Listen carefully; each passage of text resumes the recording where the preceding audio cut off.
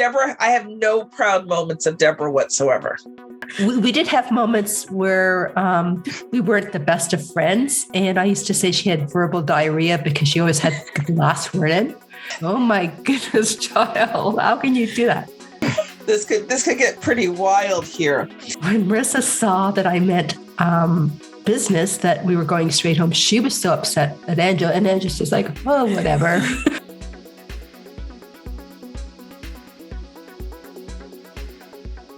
Welcome back to our channel, Pin&Peeks. I'm Deborah.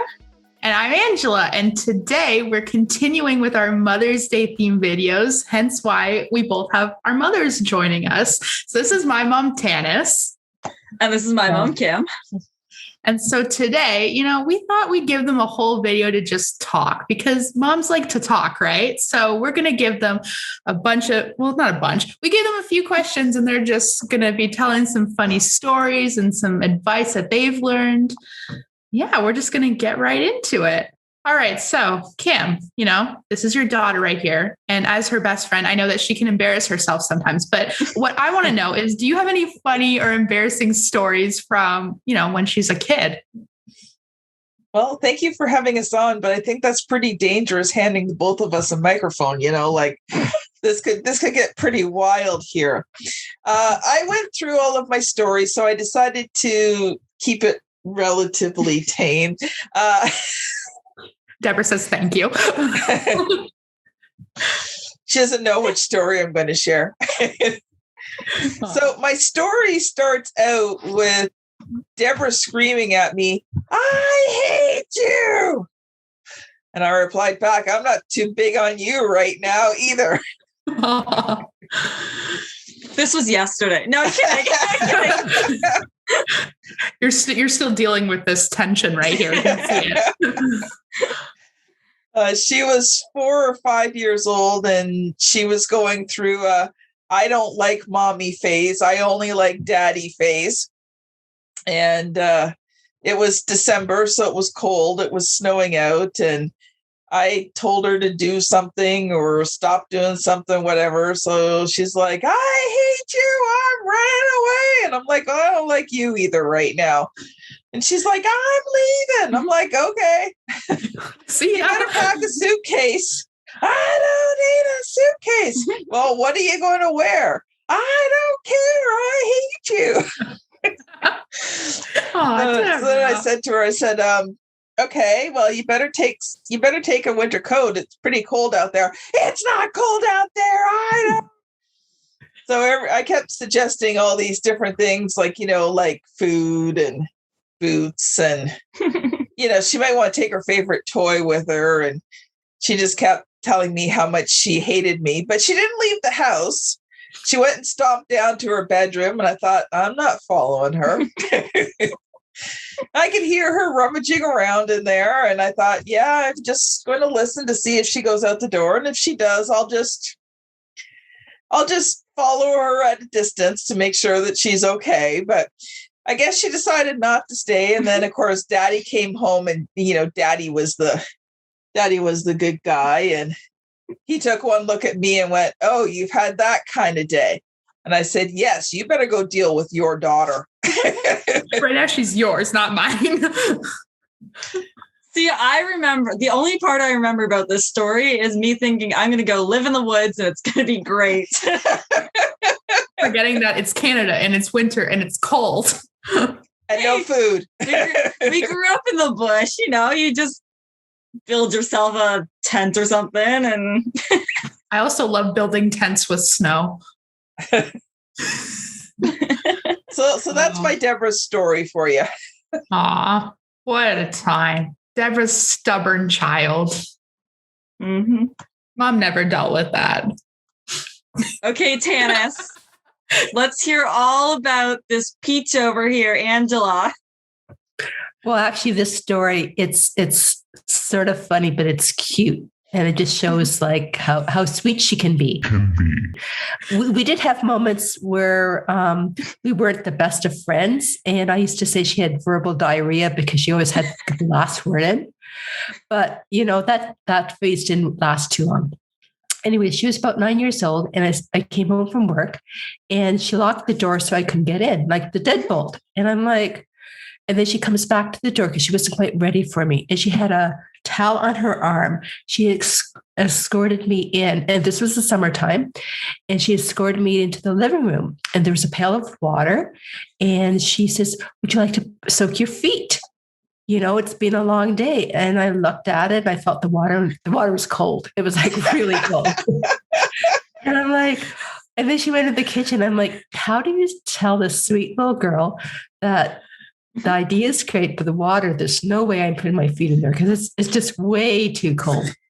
So I just said, Angela, I don't know exactly what I said, but she took it really well. She says, okay, well, now you can lay down in the sun. So she had a beach towel laid out with an umbrella in front of the TV.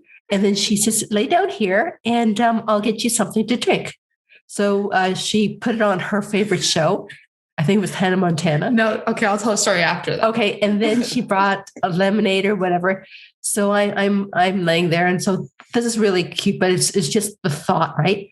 Then Angela decides she's done whatever. So she comes in, she sits on the couch, and she just sticks her feet in the pail of water. I'm like, oh my goodness, child, how can you do that?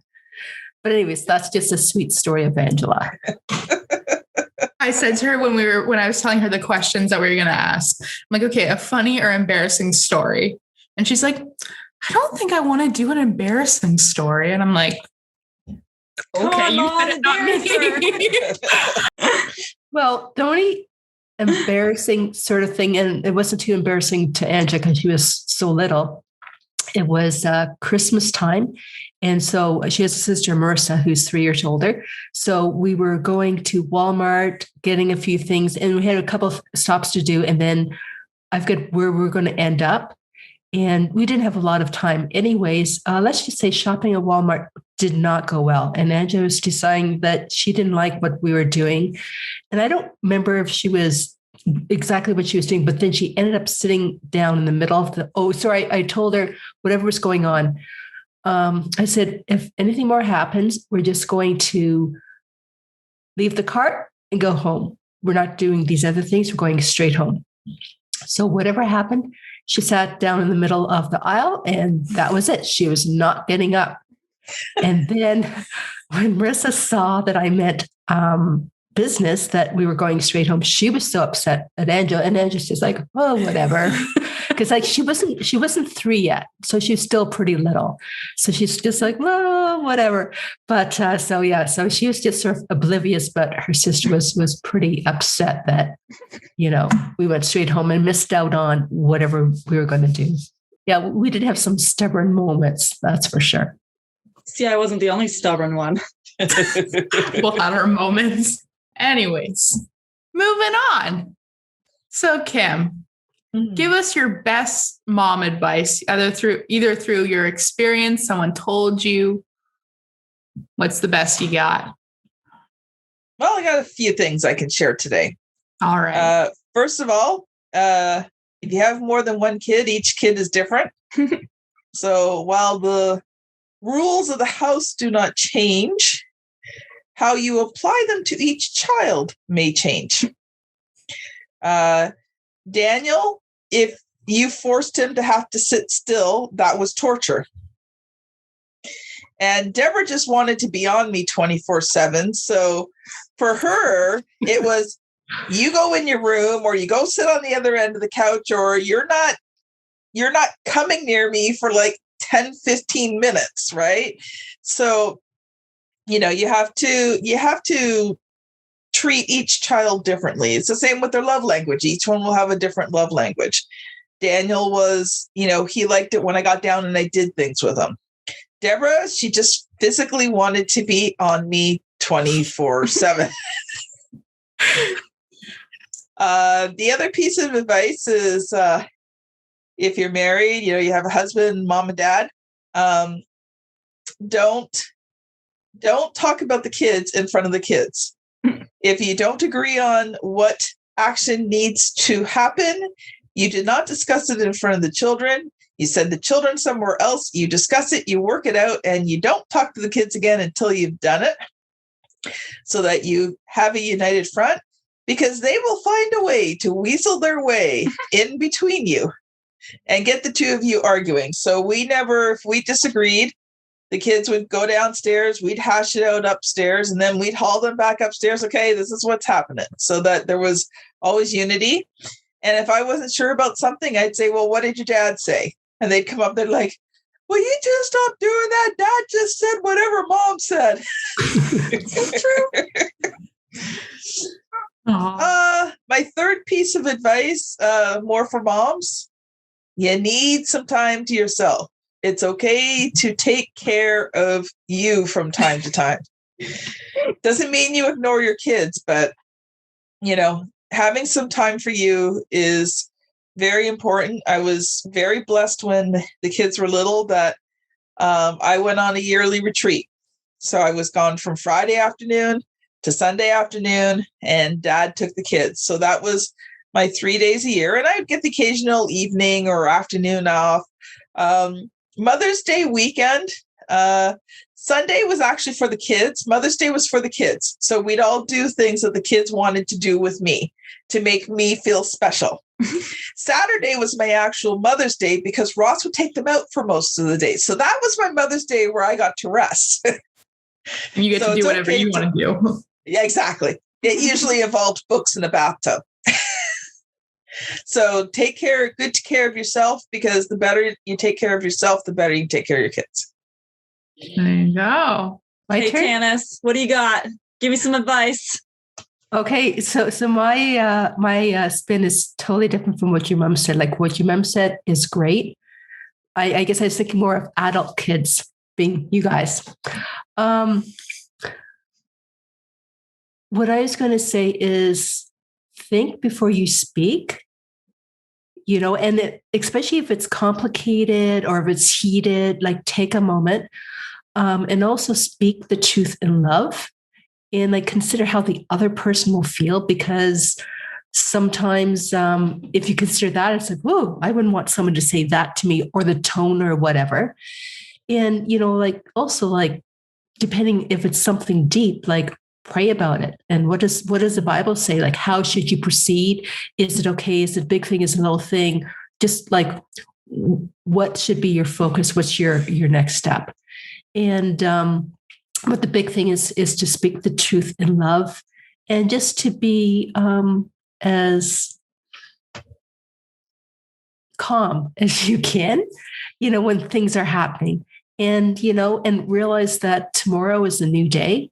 And just be thankful that God has given us what he's given us, Be thankful for the stuff we have, for the family, for the things we have. And we are way more fortunate than many people in other countries in the world.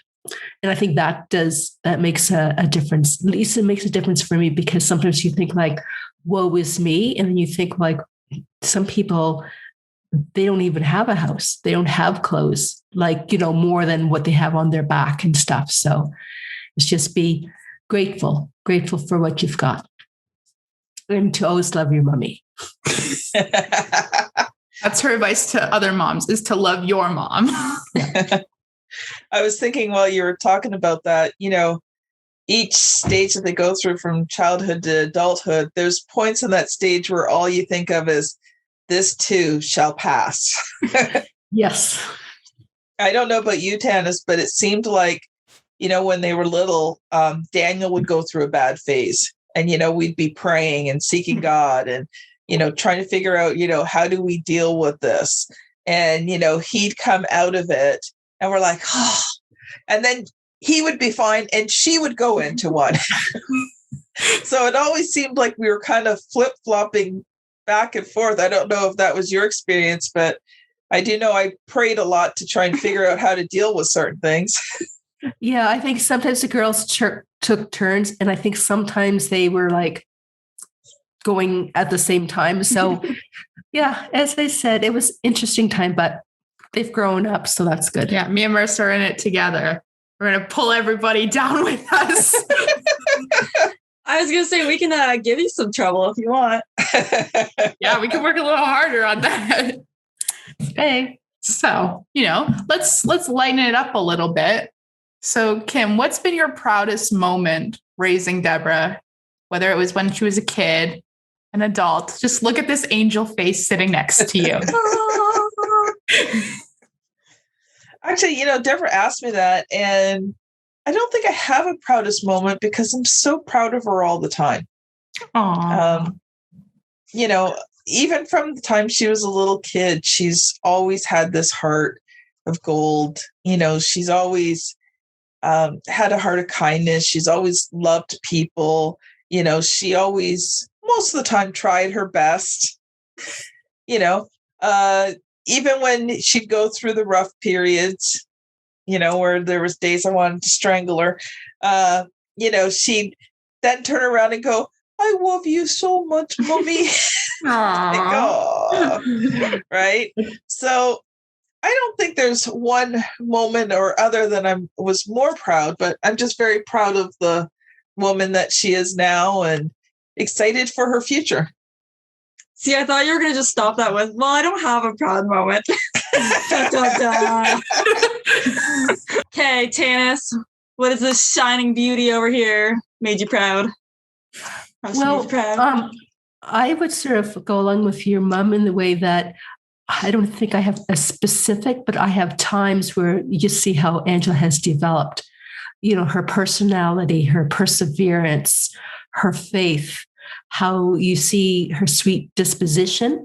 So, I'm real with her podcast, just seeing how she's come along with her podcast and how I'm like, wow, you wrote it, you spoke it, you edit, all that kind of stuff.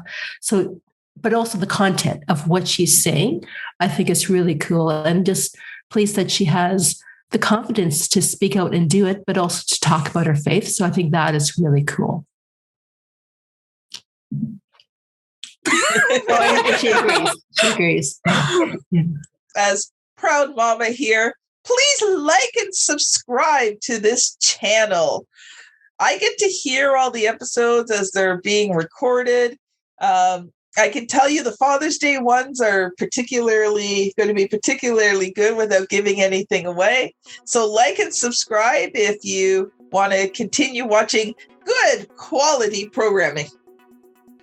That's us. And I second it. Top quality. High quality. Highest.